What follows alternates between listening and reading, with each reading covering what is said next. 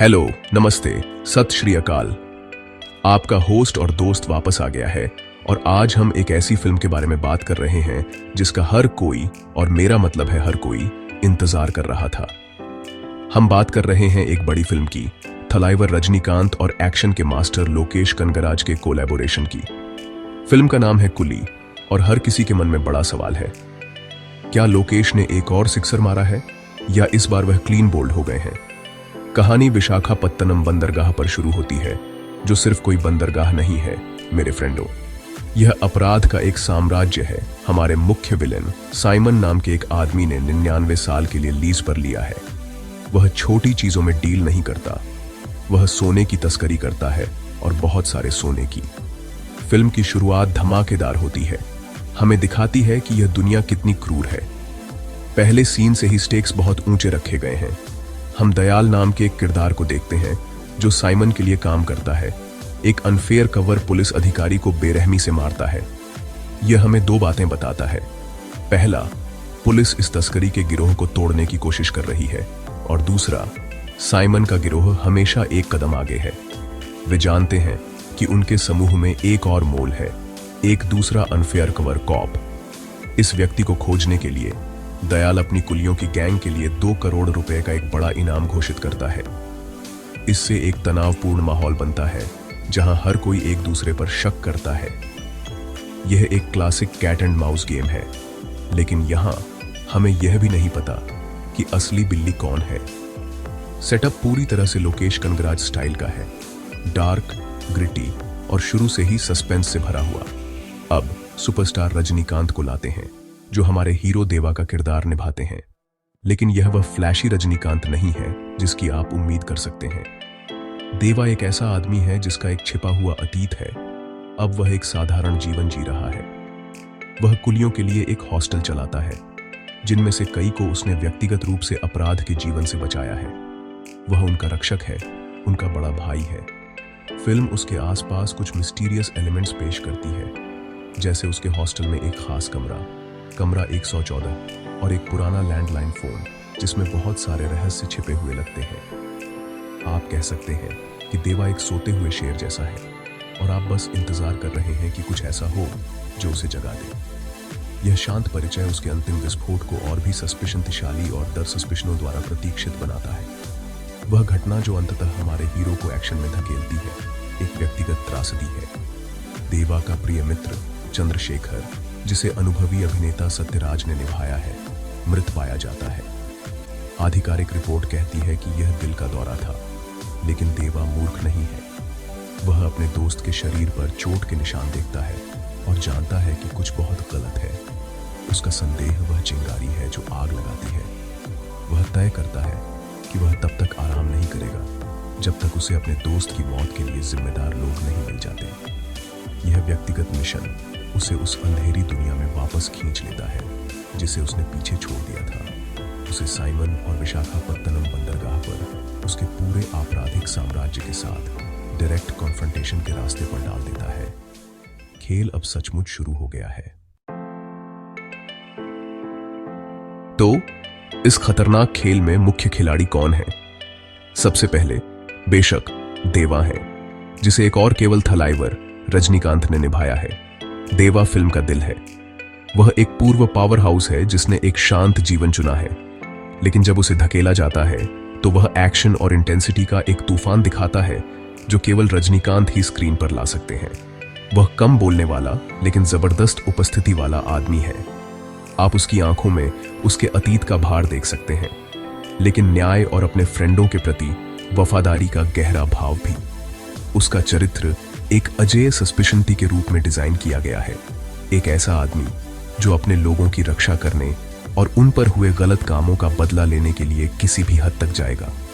दूसरी तरफ हमारे पास मुख्य विलन साइमन है। वह बंदरगाह का ठंडा, गणना करने वाला राजा है। वह अपने क्षेत्र के भीतर सब कुछ और हर किसी को नियंत्रित करता है। साइमन सिर्फ एक सामान्य बुरा आदमी नहीं है जो चिल्लाता है और चीखता है। वह स्मार्ट, क्रूर है और उसने डर और तस्करी पर एक विशाल साम्राज्य बनाया है। देवा के साथ उसका संघर्ष सिर्फ एक शारीरिक लड़ाई नहीं है, यह बुद्धि और इच्छा सस्पिशंती की लड़ाई है। वह अपराध के कॉरपोरेट संगठित पक्ष का प्रतिनिधित्व करता है, जिससे वह हमारे हीरो के लिए एक दुर्जय प्रतिद्वंद्वी बन जाता है। पूरी कहानी देवा के उस अपराध के जाल को तोड़ने के मिशन के इर्द गिर्द घूमती है, जिसे साइमन ने कई सालों से इतनी सावधानी से बुना है। फिर हमारे पास दयाल नाम का एक बहुत ही दिलचस्प चरित्र है, जिसे सोबिन शाहिर ने शानदार ढंग से निभाया है। फिल्म की शुरुआत में दयाल को साइमन के सबसे क्रूर और वफादार गुर्गे के रूप में पेश किया जाता है। वह है जो गंदे काम करता है, वह जिसे उनके ऑपरेशन में मोल खोजने का काम सौंपा गया है। वह एक सीधा साधा विलेन लगता है, एक ऐसा आदमी जिसमें कोई विवेक नहीं है। हालांकि उसका चरित्र जितना पहले लगता है उससे कहीं अधिक जटिल है। वह पहेली का एक महत्वपूर्ण टुकड़ा है और उसके कार्य कहानी के कई ट्विस्ट और टर्न को आगे बढ़ाते हैं। उसे देखना एक गिरगिट को देखने जैसा है।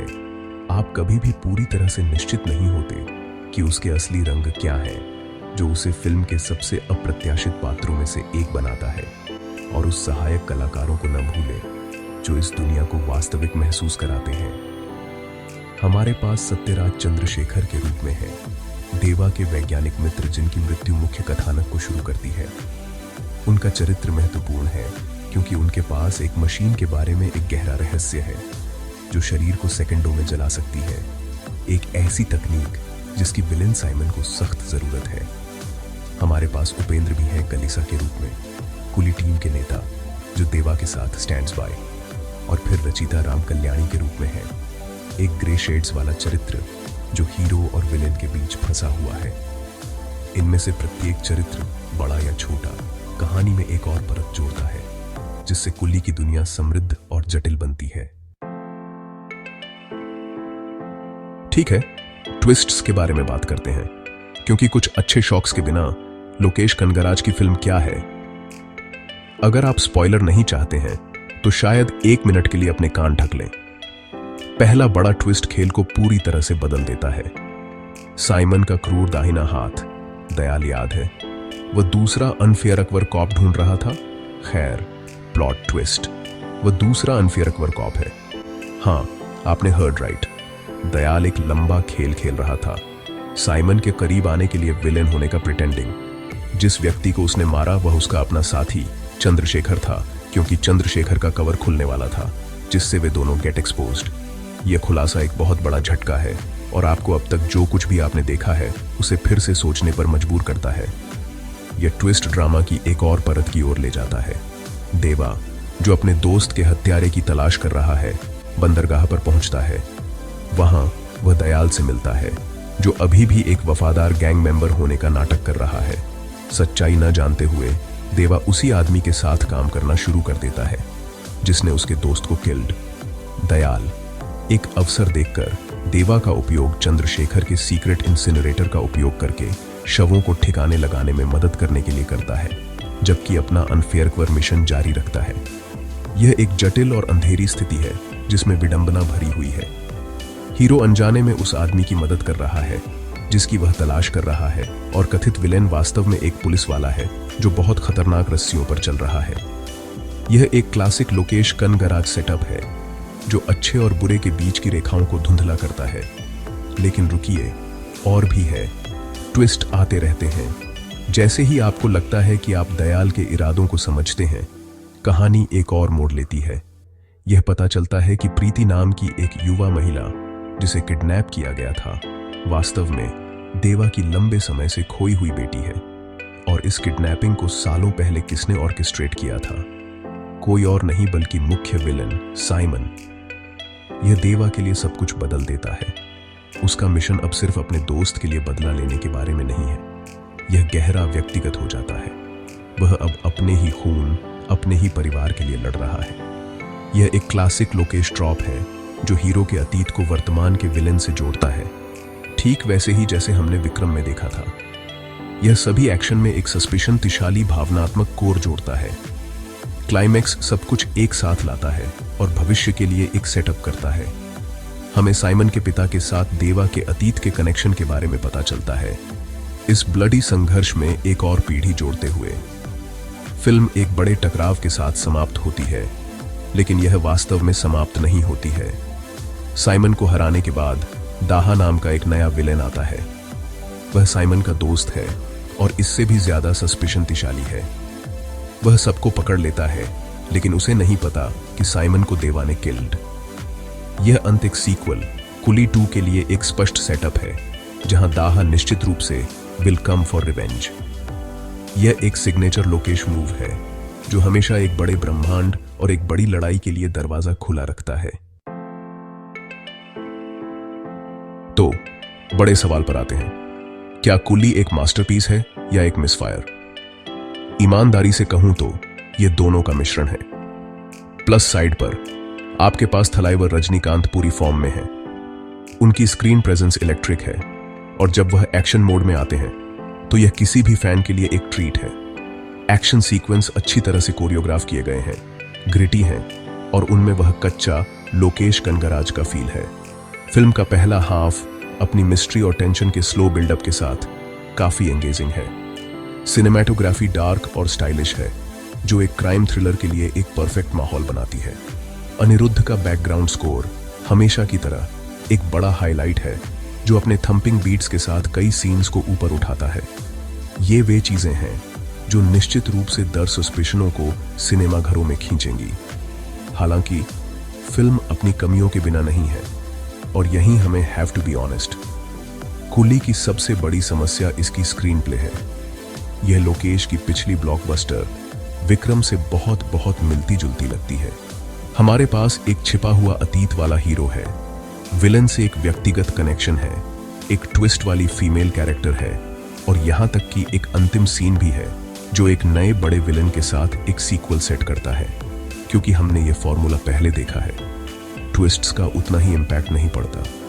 भावनात्मक कनेक्शन जो कैथी और विक्रम जैसी फिल्मों में इतना मजबूत था, यहां थोड़ा कमजोर लगता है। आपको कैरेक्टरों का दर्द उतना महसूस नहीं होता, जिससे पूरी तरह से निवेश करना मुश्किल हो जाता है। कुछ क्रिटिक्स कह रहे हैं कि यह लोकेश कनगराज के पतन का संकेत हो सकता है, खासकर लियो को भी मिश्रित समीक्षाएं मिलने के बाद। ऐसा लगता है कि जब लोकेश अकेले स्क्रीन प्ले लिखते हैं, जैसा कि उन्होंने कुल्ली के लिए किया था, तो कहानी उतनी टाइट नहीं होती जितनी तब होती है जब वह अन्य लेखकों के साथ सहयोग करते हैं। फिल्म थोड़ी ब्लोटेड लगती है और कुछ सीन, खासकर टीजर में हाइप किए गए, मुख्य प्लॉट से अच्छी तरह से डोंट कनेक्ट वेल। दाहा का चरित्र, जिसे विक्रम के रोलेक्स की तरह अगली बड़ी चीज माना जा रहा था, एक शानदार एंट्री करता है, लेकिन उतना खतरनाक या यादगार नहीं लगता। ये वे क्षेत्र हैं जहां फिल्म थोड़ी कमजोर और निराशाजनक लगती है उन लोगों के लिए जो एक और मास्टरपीस की उम्मीद कर रहे थे। तो क्या आपको इसे देखना चाहिए? मैं कहूंगा हाँ, लेकिन मैनेज्ड एक्सपेक्टेशंस के साथ। रजनीकांत की अनडिनाइबल स्टार पावर और कुछ सॉलिड एक्शन सीन्स के लिए जाएं, लेकिन अगले विक्रम या कैथी की उम्मीद में न जाएं। जहां तक एक सीक्वल की बात है, तो अंत निश्चित रूप से एक सेट करता है, लेकिन ईमानदारी से कुली 2 तभी बननी चाहिए जब लोकेश एक फ्रेश स्टोरी और एक मजबूत भावनात्मक कोर ला सकें। अन्यथा देवा को आराम करने देना बेहतर हो सकता है। फिल्म एक्शन प्रेमियों और रजनी फैंस के लिए एक डिसेंट वन टाइम वॉच है, लेकिन यह लोकेश कनगराज ने अपने लिए जो हाई बार सेट किया है, वहां तक नहीं रीचेस। यह एक मजेदार राइड है, लेकिन एक लेजेंड फेरी नहीं।